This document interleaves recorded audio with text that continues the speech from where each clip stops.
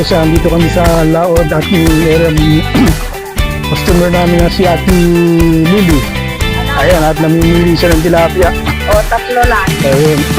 Kasi wala nang pambili. Meron yan, ikaw naman.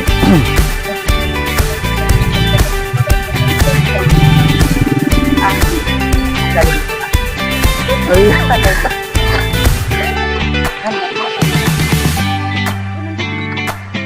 ay magtatawag tayo ng customer. Bili na po kayo, alin na po kayo. Ulam po! Sali! Ante, pati siya. Pati mais.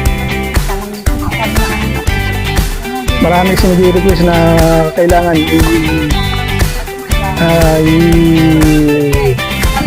i-vlog ko rin yung pagtitinda ko dahil mas mainam ba yung para ano, inisip ko naman na mukhang nakakaya, pero sabi ko hindi naman nakakaya ang pagtindero kasi wala akong ginagawang masama.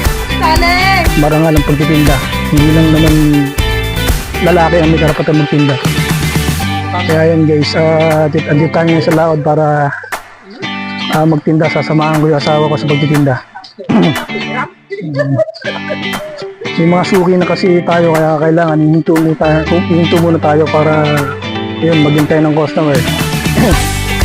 Kaya ulam mo!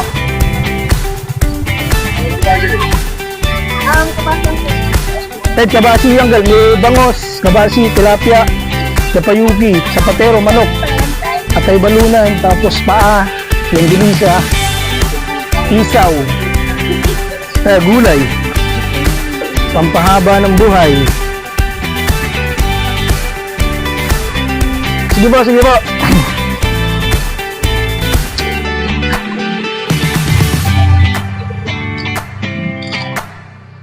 Piligan kayo, marami pong pagpipili. May pagbitin, may, ayan, okra.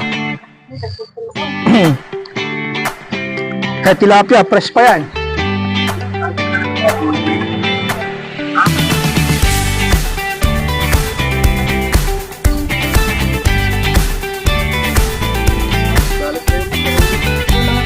Ay, ate, tarong ate. Iwahiwalay po.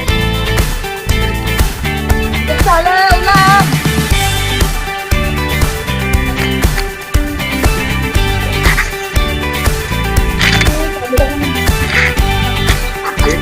O yun guys, lipat tayo sa kabila.